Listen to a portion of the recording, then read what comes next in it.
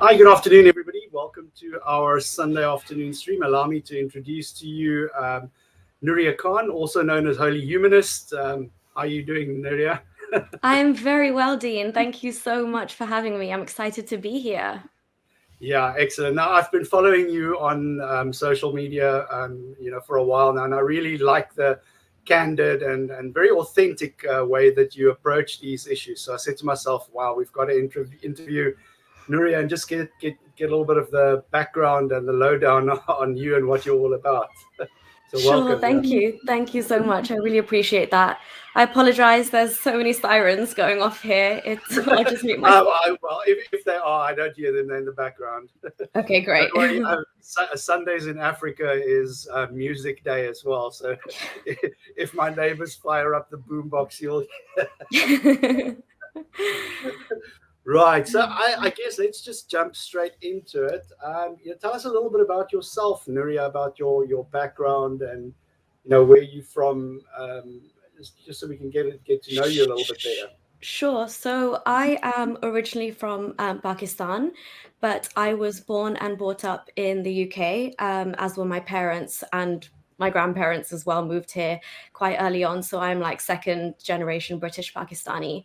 And I was born into a Sunni Muslim household, which is pretty much your kind of bog standard Muslim Pakistani Vanilla Muslim. household. Yeah. Yeah, that's not kind of too extreme and also not as lax.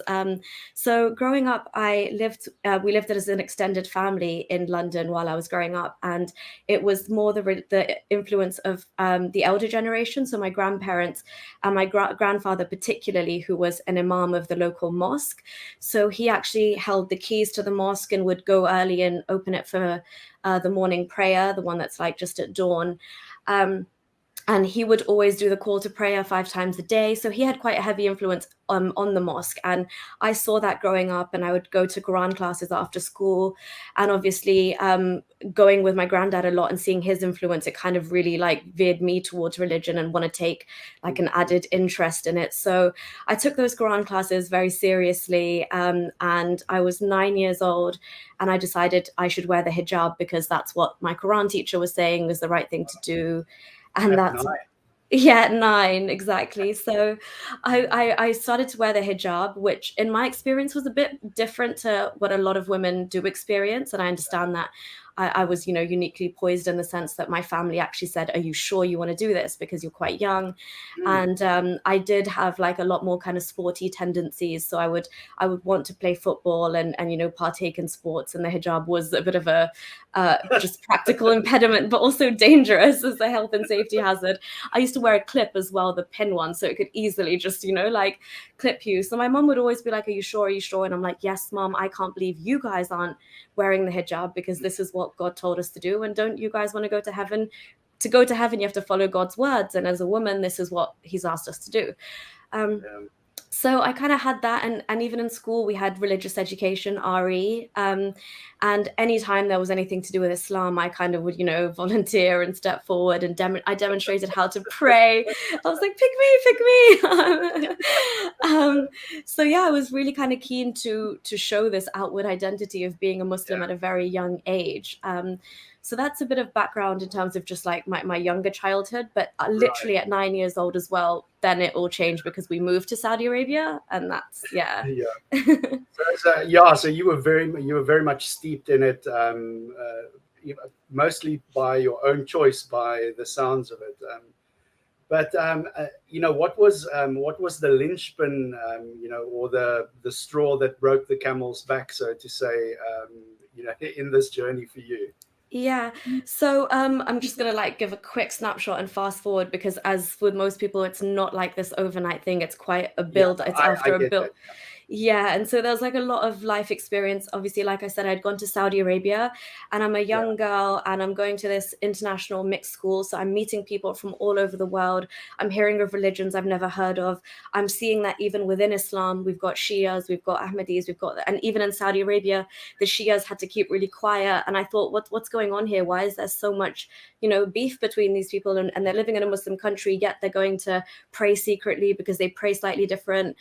So I was seeing all these these things. And like my brother and my father would go to read Friday prayer, and after the Friday prayers, they would announce executions, and you could stay and watch beheadings if you wanted to.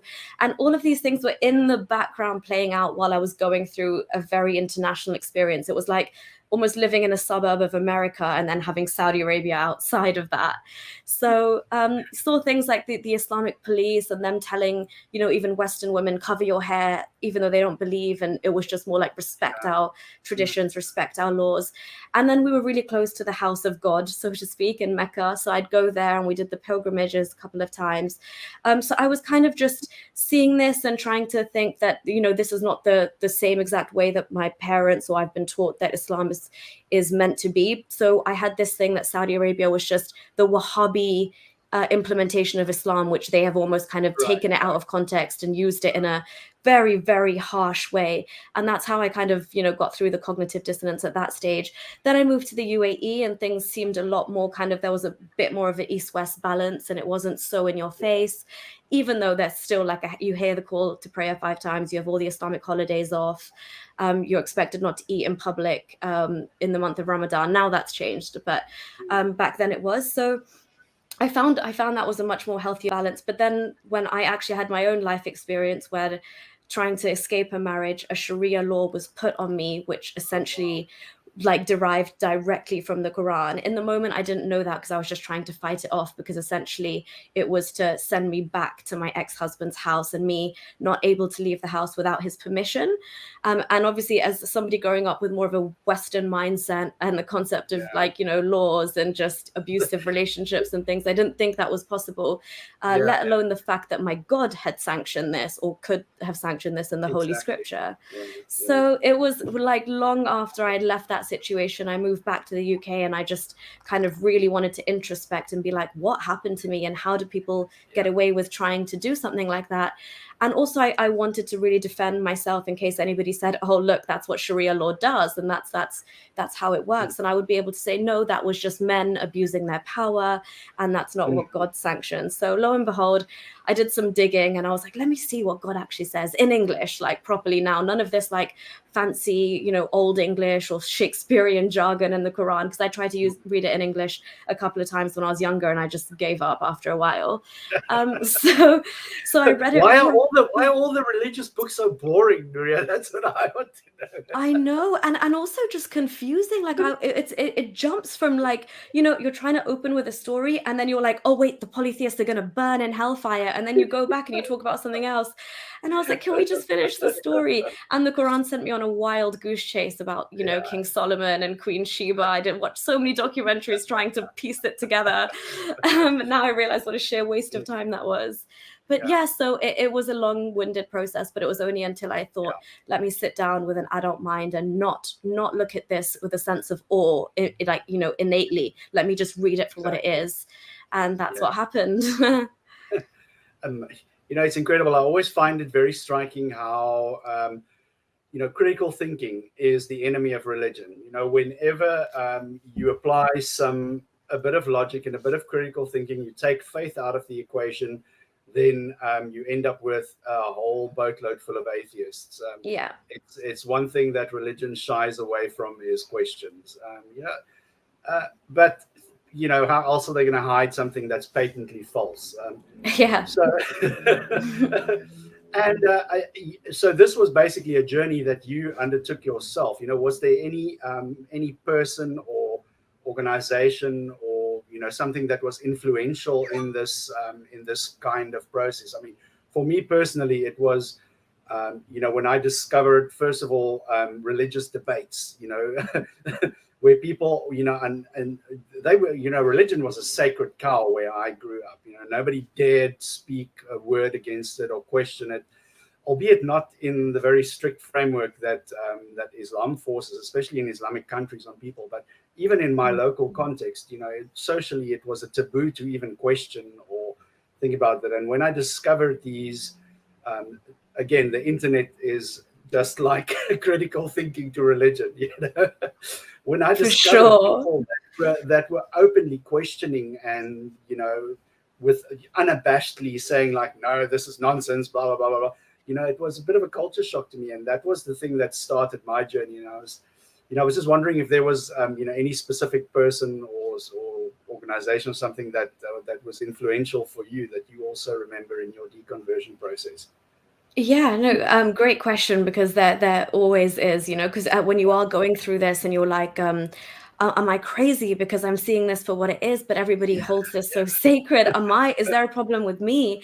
And then you go out and you try and look for, validation from other people. Has anybody else thought like this? And this is how far removed you are from, like, in religion, especially with what Islam does, the concept of stunting questions, like right from the get-go, or say actually going as far as to say that's the devil, trying to get to you. So I literally remember when I read the Quran, and I went and I first searched on YouTube, or even in Google, I think it was, I was just like, is Islam the truth? Like, back to basics.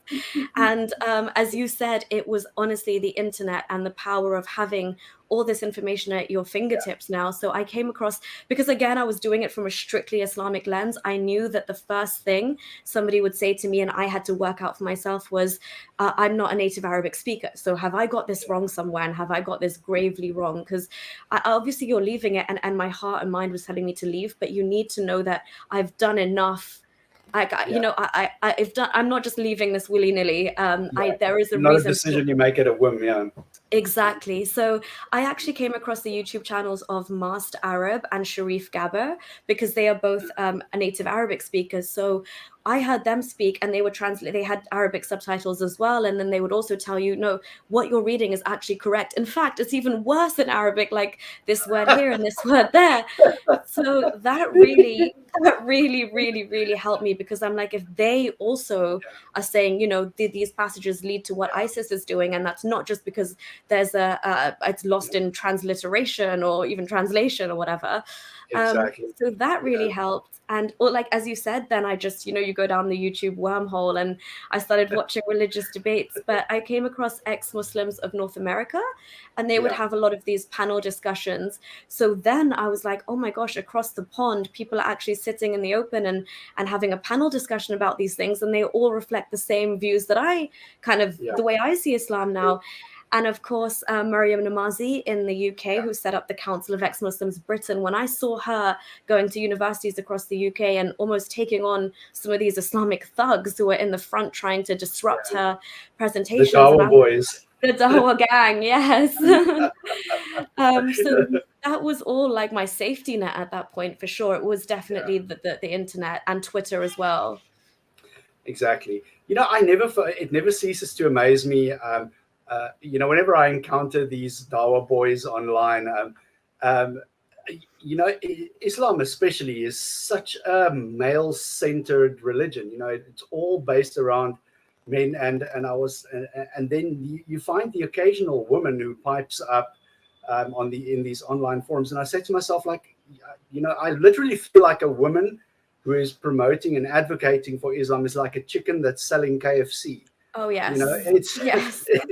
It's crazy. Like it's the desire to be a slave. The desire to I don't know how else to word it. Like it's one of the most pernicious religions when it comes to women and the right to equality. First of all, not speaking of all the other injustices that are perpetrated on the gender, but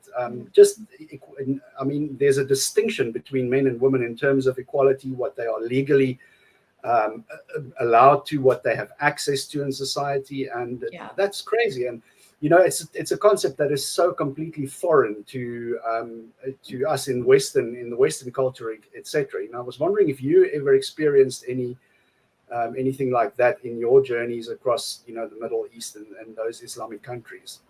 Yeah, I mean, as you said, like Islam, it's even more intensified in the sense that this internalized misogyny that you're willing to accept in the name of freedom, and you're actually saying this is protecting me, and this is because I'm so pure and I'm so this, and nobody should have the right to see me. You have almost built up these defenses in your mind to make sense of the situation that you're in, which is you're given the status of a prisoner. I mean, you're likened to domestic chattel in Islam. So for me, I'm always like, I now can just never understand how a woman out there can call herself Muslim and feminist in the same breath. It makes no sense to me. But yeah, it is so internalized. As I said, even when I lived in Saudi Arabia and you drive around, you'd see like villas with 4 identical like buildings that are exactly the same, and you know this is a man who's got 4 wives and he has to treat them exactly the same, and that's why there's these 4 women living in the same space all dedicated to this one man, and they think that's absolutely fine and this is what God has ordained that they should live like.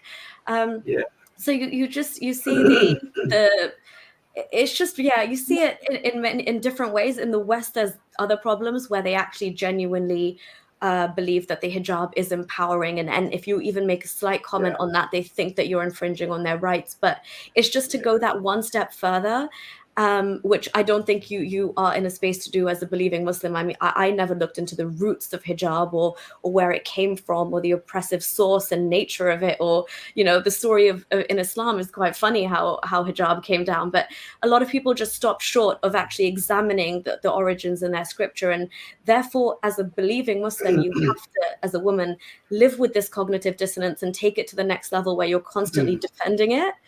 But yeah, it's a sad state of affairs.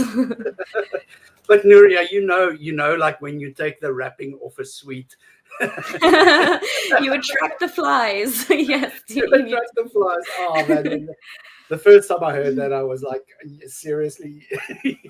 Honestly, this is, I mean, honestly. And it's they've brought out so many other ones since then. I think there's lollipops. There's a number of them. We compared to a number of things. Some fruits chucked in. Yeah. So yeah, what are what are your passions? In general, and when it comes to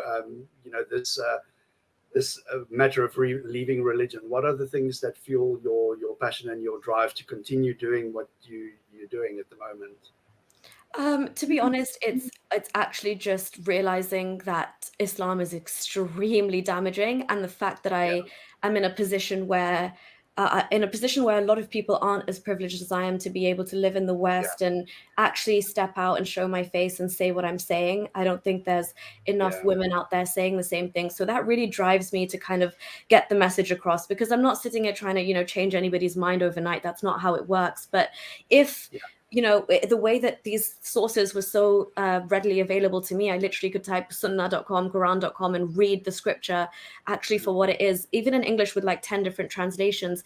But now just knowing what I know to kind of pass that information on in a more compact way and say, look, put this, this, and this together, and where does that leave you as a woman? Or even let's just talk about this. So it's kind of just reinforcing that women's status in Islam and pushing that message out there to as many people as possible. So yeah, whether it's the Western audience or kind of the Hindi and Urdu speaking audience of the subcontinent as well, just to kind of get these women questioning their worth, because we have things like the Women's March coming up in Pakistan, where they're actually fighting for equality and bodily autonomy and basic human rights.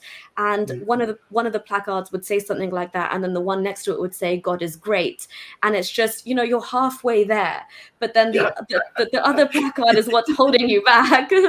So it's kind of just putting that message out there together that choose one, Islam or feminism. It's 2022. Exactly. So yeah. But these kind of post-religion organization that we do, be it having talks on the internet, or just being a community builder amongst atheists wherever you are, it's so vitally important, because there is great solidarity to be found in community, and you'll find that wherever you gather 3 or 4 or 5 like-minded atheists together, things get done, and things get discussed, and we tend to mobilize people. So, this kind of activism, and that you are so passionate about it is, extremely, I'm going to say, it warms my heart, because I know that you have an impact in, whatever circles you have your audience in.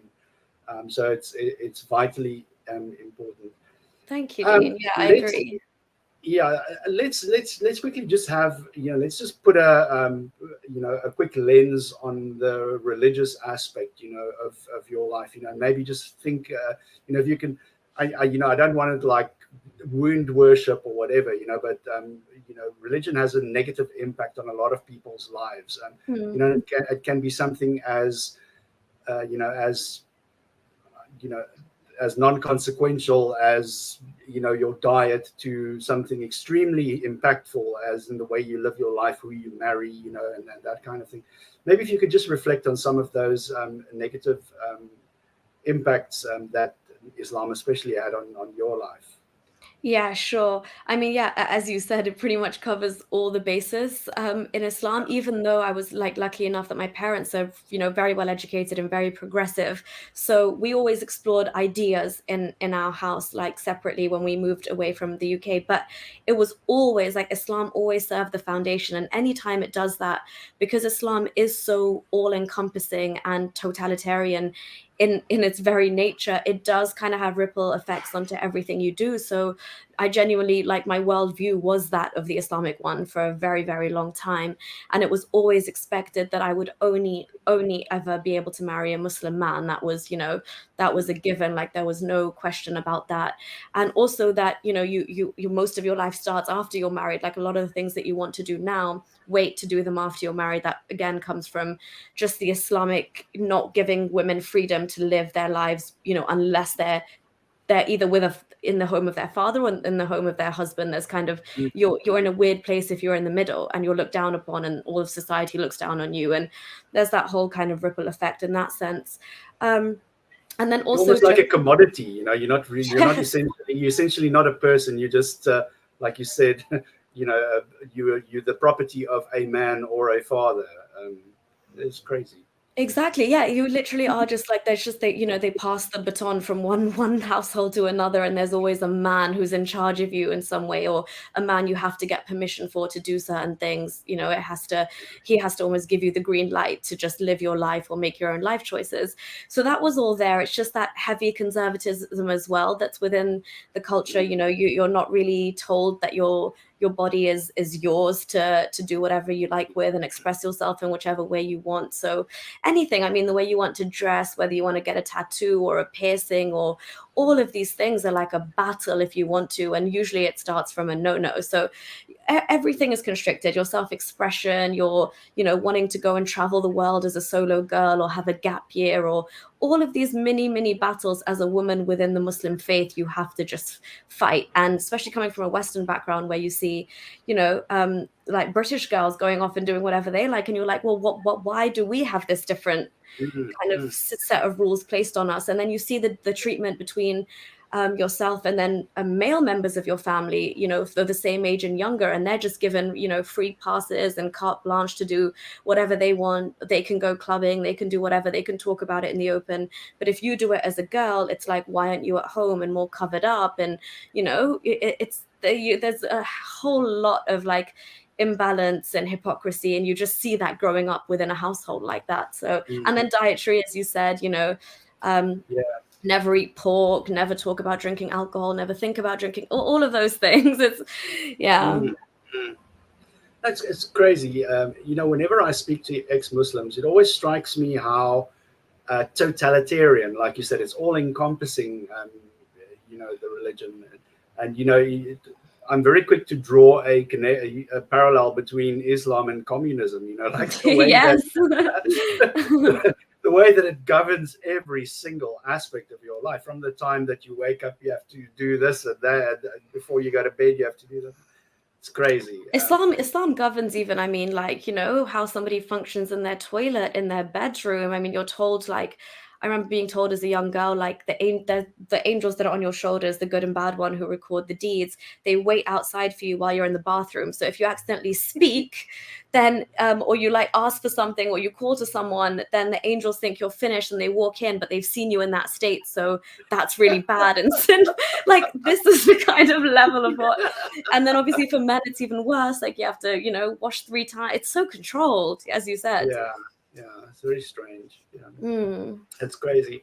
So what would you say, to anybody who's just starting this journey of questioning their religion, and, or maybe if you could speak to a younger version of yourself, what would you implore them to do just to kickstart this journey? Because I'm all about. I understand, like you said, it wasn't like a literal straw that broke the camel's back. It was a bit of a journey, and that's a common thread amongst all atheists, is that it starts off as a gradual descent from the Yes. mountain. But I'm always interested, because I wasted like close to half a decade on this process.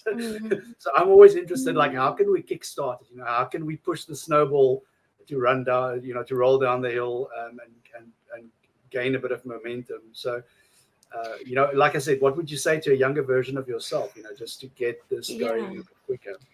Oh, that's actually a great question. I wish I could talk to the younger version of myself for real. But yeah, because I mean, no matter, like, even now I'm like, oh, I wish I had become atheist, years earlier. Just all of that time seems like a complete waste.